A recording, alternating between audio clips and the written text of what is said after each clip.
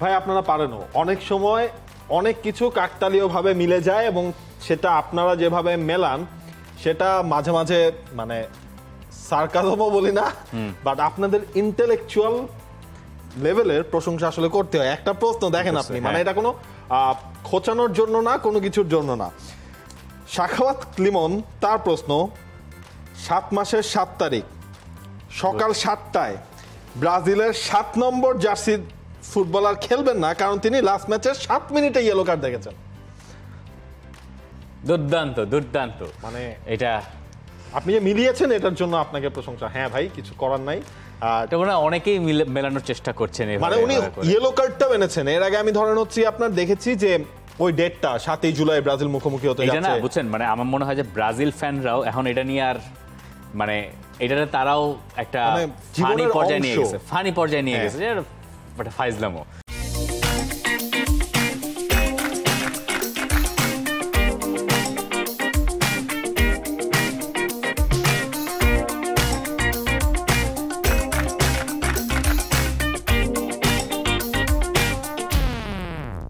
মানে ওরকম ঘটনা আমরা আর কখনো দেখবো কিনা, হ্যাঁ এটা খুবই বলা। মানে আমার কাছে ইন্টারেস্টিং হয়েছে উনি ইয়েলো কার্ডটা ওটার মধ্যে এনেছেন। কিছু করার নাই, ব্রাজিলের জন্য টাফ। ইয়েলো কার্ড না 6 মিনিটে হইল না 7 মিনিট, 7 তাই চেক করলাম এরপর আবার গেছে, মানে গুগলে দেখাচ্ছে 7 মিনিট। আচ্ছা, আমরা কি এইটাতেই থাকি। ক্রিস্টোফার নোলান, আপনাকে ধন্যবাদ প্রশ্ন করার জন্য। ক্রিস্টোফার নোলান প্রশ্ন করেছে। আমরা দেখি এটা এই প্রশ্নটা কিরকম কিছু সাথে মিলিয়ে ফেলি আমরা। এটার সাথে মনে হচ্ছে যে একটু বিরাট প্যাচাইনা প্রশ্ন। কোপায় 4 দল, কোপায় 4 দলই favourite, Brazil, Argentina, Uruguay, Colombia. কিন্তু আর্জেন্টিনার সাইডে সব হলে সব সহজ দলগুলো, আর অন্যদিকে ব্রাজিল হার্ড। কোয়ার্টার ফাইনাল আর সেমিফাইনালে আবার ঘুরে ফিরে একে অন্যের সাথে দেখা যেতে পারে, এটা কোনো নিয়ম হলো নাকি, তার প্রশ্ন। আচ্ছা, মানে এটা তো সাজিয়েছেই, মানে এটাই এমন ছিল, পাতো এটাই এমন ছিল। আমি বলি ব্যাপারটা হচ্ছে এটা তো ক্রিকেট না যে আসেন ইন্ডিয়ার পাকিস্তানরা এক পটের মধ্যে ফালায় এরপরে মিলাই, ঘটনাটা এরকম ঘটে না। মানে তাহলে কি আপনি বলতে চাচ্ছেন কোপা তাদের অ্যাকচুয়াল ড্র আছে, তাদের ড্র হয়, সবাইকে সামনে রেখেই তাদের একটা ড্র হয়। আর এইখানে এদের একটা চেষ্টা থাকে যে ব্রাজিল আর্জেন্টিনাকে মানে একটু আলাদা রাখা যদি যায়। আবার এটাও তো পুরোপুরি ঠিক না। 2019-এর সেমিফাইনালে তো ব্রাজিল আর আর্জেন্টিনার দেখা হয়েছিল, এটা সবসময় যে তারা মেলায় তাও না।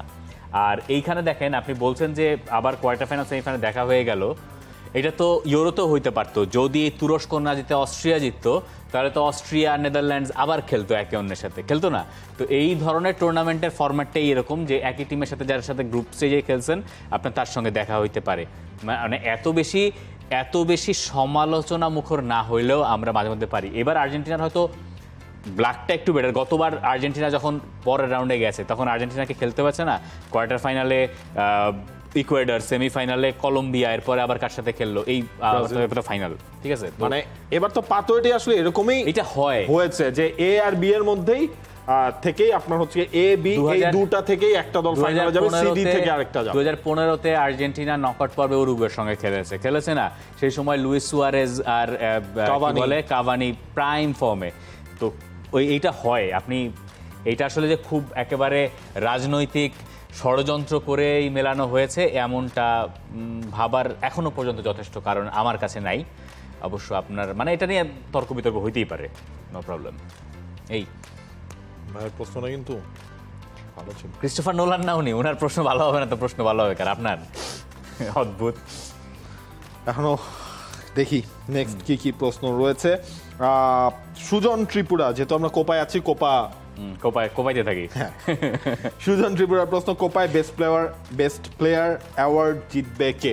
ধরেন মানে ফ্রিলি যদি এইভাবে চলতে থাকে, লাউতারো মার্টিনেজ তার পক্ষে সম্ভব জেতা শেষ পর্যন্ত, অথবা ধরেন কালকে একটা অঘটন ঘটলো, শেষ করে আমি 3 জনের নাম বলবো। হ্যাঁ, ধরেন কালকে একটা অঘটন ঘটলো, অঘটন মিনস ইকুয়েডর হারিয়ে দিল, কাইসাদো শেষ পর্যন্ত যদি ইকুয়েডর এই রানটা মেইনটেইন করতে পারে, আর অন্যদিকে হামেস রড্রিগেজ, এই 3 জনের মধ্যে থেকেই হয়তো বা উরুগুয়েতে কয়েকটা নাম নিতে হবে। ম্যাক্সি, আচ্ছা, দারউইন নুনিয়েজ রয়েছেন, maxi Araujo, but James Rodriguez বেশ ভালো অবস্থান। ভালো অবস্থান। তবে লাউতারো যেভাবে গোল করে যাচ্ছে প্রতিনিয়ত, না এখনই আমার মনে হয় না কোপা আমেরিকার আচ্ছা গ্রুপ স্টেজ পর্যন্ত বেস্ট গ্রুপ প্লেয়ার স্টেজ পর্যন্ত এখন বেস্ট প্লেয়ার, মানে গ্রুপ স্টেজ আমি সত্যি কথা বলি, সেটা হচ্ছে আমি পানামার খেলা যে খুব মনোযোগ দিয়ে দেখতে পেরেছি, মানে ধরেন পানামার কেউ ইন্ডিভিজুয়াল ব্রিলিয়ান্স, এগুলো যেটা করতে হবে, এগুলো কিছুটা বলার আগে আমাকে, যেমন আমি যদি প্রিভিউ করি এগুলার, আমি আবার যাই 90 মিনিট দেখার চেষ্টা, 90 মিনিট না ওটার হাইলাইটস না, ওইটাকে আরো বেশি করে যতখানি দেখা যায়, ধরেন এই 90 মিনিটসের ম্যাচ তো টি স্পোর্টসে আমাদের ভিডিও এডিটিং প্যানেলে গেলে খুঁজে পাওয়া যায়, উই আর লাকি, ওখানে গেলে ফুল ম্যাচটা আবার দেখা যায়, সেটা দেখে দু একটা মন্তব্য করতে হবে। এই মুহূর্তে এটা করাটা একটু কঠিন। লাউতারো এখন পর্যন্ত আমার কাছে মনে হচ্ছে টুর্নামেন্ট আরেকটু শেপ আপ হলে পরে আমাদের জন্য সুবিধা হবে। আচ্ছা কোপা রিলেটেড আর কোনো প্রশ্ন নাই আমার কাছে। এবার আসি ইউরোতে।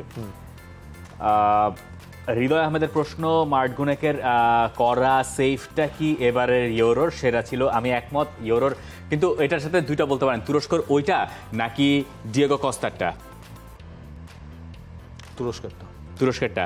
দেখেন ডিয়েগো কস্তারটা ওই গোলটা হলে, ডিয়েগো কস্তার ওই গোলটা যদি সেস্কো করে ফেলতেন তাহলে পর্তুগাল হয়তো বাদ পড়ে যেত। কিন্তু মার্ট গুনেকের ওই সেফটা না হলে ম্যাচটা এক্সট্রা টাইমে যেত, তাই না? অস্ট্রিয়া তখন হয়তো আরো চাপে ফেলতো, হতে পারে। মানে আপনি যদি তুরস্কেরও হচ্ছে কি ওই আফটার ম্যাচ সেলিব্রেশন দেখেন, সবাই কিন্তু তাদের ওই গোলকিপারের কাছে যে মানে ওকেই তারা হিরো বানিয়েছে, তারাও অস্বাভাবিক সেভ।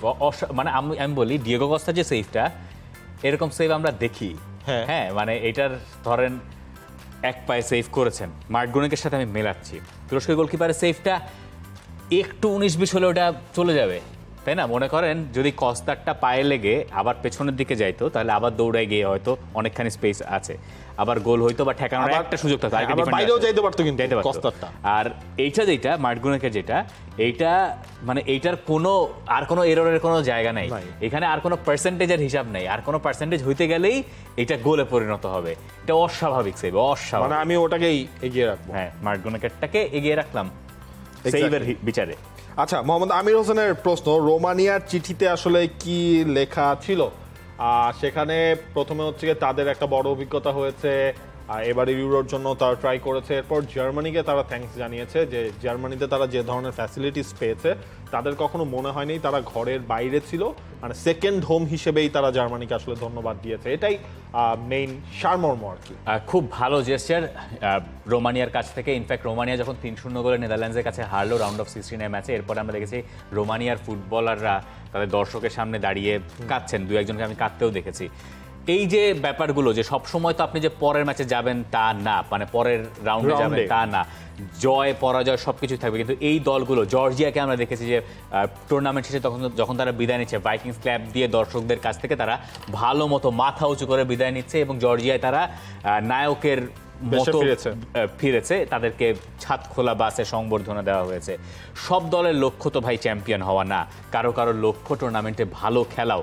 এবং রোমানিয়া যেভাবে ঝকঝকে তকতকে করে ড্রেসিং রুম পরিষ্কার করে দিয়েছে, অনেকটা জাপানের মতো করে, জার্মানিতে তারা প্রচণ্ড ভালোবাসা পেয়েছে। এবং জার্মানির এবারের ইউরোতে দর্শক সমাগম বা সব কিছু এত ভালো হয়েছে, যদিও তাদের ওখানে দু একটা জায়গায় মাঠ নিয়ে কমপ্লেন আছে, যেমন ফ্র্যাঙ্কফুর্টের মাঠের পিচটা নিয়ে কমপ্লেন আছে, কাতার স্পেশাল এটা নিয়ে খুব, কাতারের যারা ব্রডকাস্টার বিইন স্পোর্টস তাদের একজন এরকম প্রোগ্রামেই তারা বলছে যে কাতারে যখন ওয়ার্ল্ড কাপ হয়েছে, নতুন সব স্টেডিয়াম, ব্র্যান্ড নিউ স্টেডিয়াম, তাতে কোনো রকম কোনো সমস্যা হয় নাই। আর ইউরোতে আপনি ওই যে ছাদ থেকে বৃষ্টি হলে পানি যে পড়তেছে, এটা নিয়ে তারা কঠোর সমালোচনা করছে। মানে এগুলো আবার ফুটবল রাজনীতির একটা অংশ, যেহেতু কাতারে যখন ওয়ার্ল্ড কাপ হয়েছে ইউরোপিয়ানরা তখন এদেরকে প্যারা দিছে, এরা আবার ওদেরকে প্যারা দিচ্ছে আর কি, ব্যাপারটা এরকম। সাব্বির আহমেদ তার প্রশ্ন, কিমিক পারবে ওদের স্পিডি উইঙ্গারকে আটকাতে? মানে হচ্ছে গিয়ে স্পেন ভার্সেস জার্মানি ম্যাচ নিয়ে কথা বলছেন, বেশ ভালো একটা পয়েন্ট আপনি রেজ করেছেন। কিমিক রাইট ব্যাক, সুতরাং ওই জায়গাটায় লেফট সাইড দিয়ে নিকো উইলিয়ামস তিনি অপারেট করেন। আমার মনে হয় কি মানে কিমিক খুব বেশি আসলে উঠবে না, দেখেন ওঠা উচিত নয় ম্যাচ। কিমিক যদি ওঠে না, ওটা আরেক মিডফিল্ডারের দায়িত্ব থাকবে ওই জায়গাটা কভার আপ করা। তবে যেভাবে নিকো উইলিয়ামসরা একচেটিয়া খালি অ্যাটাক করে যান, দেখেন 10 বার যদি অ্যাটাক করেন নিকো উইলিয়ামস, একবার গেলেই তো হয়। মানে বলে না যে ধরেন আপনি যদি ডিফেন্ডার হন, আপনার তোমার একবার কাটাইলে তো আপনার কপাল পুড়ে যেতে পারে, কিন্তু আপনাকে পুরোটা টাইম সতর্ক থাকতে হবে, তাই না? তো একটা বিরাট চ্যালেঞ্জ। আর লেফট ব্যাকে কে খেলবেন, মিচেল স্টার্ক নাকি রাউম জার্মানির, এইটাও একটা দেখার বিষয়। লামিন ইয়ামালকে কে আটকাবেন? লামিন ইয়ামালকে কে আটকাবেন? হ্যাঁ, এটাই তো, মানে কাকে দেখা হবে, দেখা যাবে। এটা একটা ভালো প্রশ্ন, ভেরি ভেরি গুড কোয়েশ্চেন। আচ্ছা, এইখানে দেখেন এই কৃষ্ণ তালুকদার প্রশ্ন করেছেন। কৃষ্ণ তালুকদার প্রশ্ন হচ্ছে, স্পেনের নিকো উইলিয়ামস না বলে আর্জেন্টিনার নিকো গঞ্জালেস দিয়ে একটা হাসির ইমো দিয়েছেন আর কি। উনি প্রচন্ড আমরা কি শোয়ে নিকো উইলিয়ামস বলতে গিয়ে গঞ্জালেস বলে ফেলেছিলাম? বলে ফেলতে পারি। আর্জেন্টিনারটাই নিকো গঞ্জালেস বলেছে, বলছে এটা শিওর। হ্যাঁ, নিকো উইলিয়ামস বলি নাই, পরেরটায় মনে মুখ ফসকে বের হয়ে যেতে পারে। ভাই নিকো তো ছিল ভাই, বুঝ জানেন ভাই, মাফ করে দেন ভাই, মাফ করে দেন, ঠিক আছে, অত্যন্ত দুঃখিত। মানে এটা স্পেনের নিকো, ঠিক আছে। আচ্ছা, আকাশ আহমেদ সৌরভ তার প্রশ্ন, ইংল্যান্ডের প্রতিপক্ষ সহজ, ফাইনাল পর্যন্ত সহজে যে জিততে পারবে ভাই, সুইজারল্যান্ড সহজ প্রতিপক্ষ কেমনে হয়?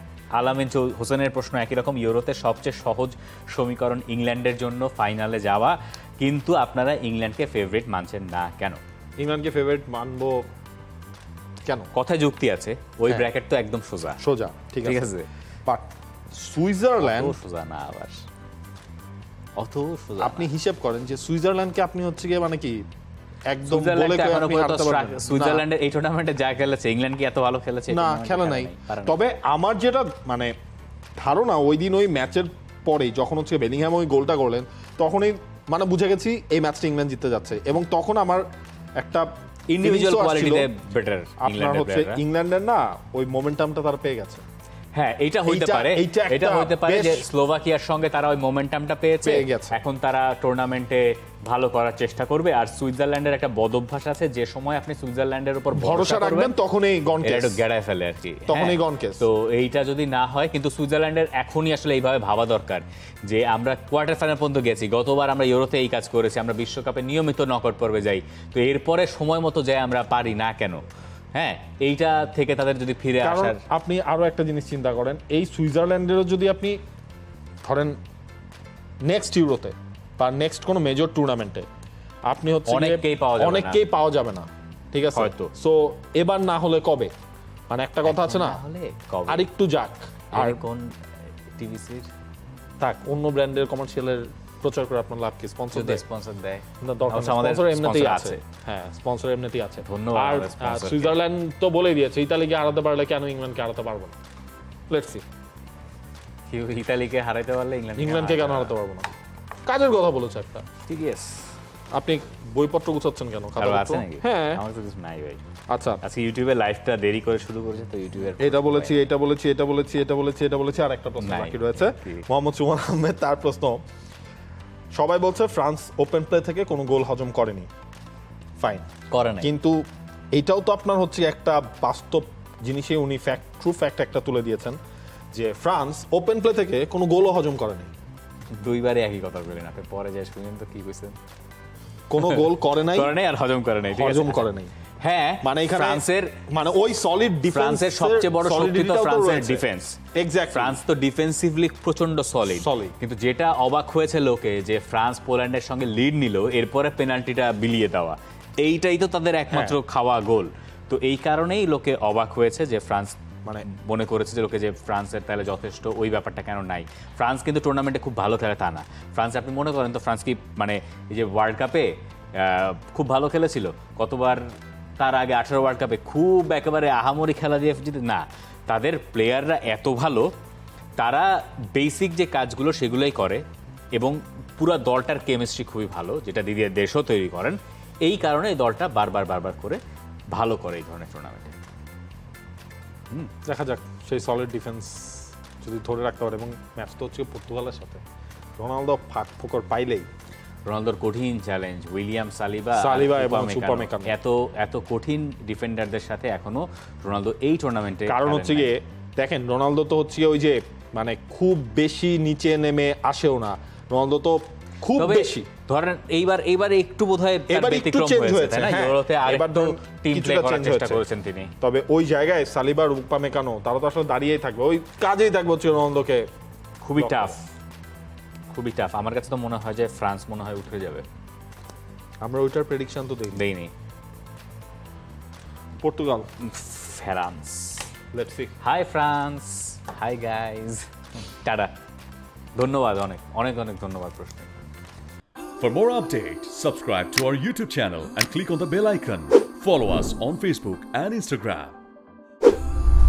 Download T-Sports app to enjoy exciting games and highlights. Visit tsports.com.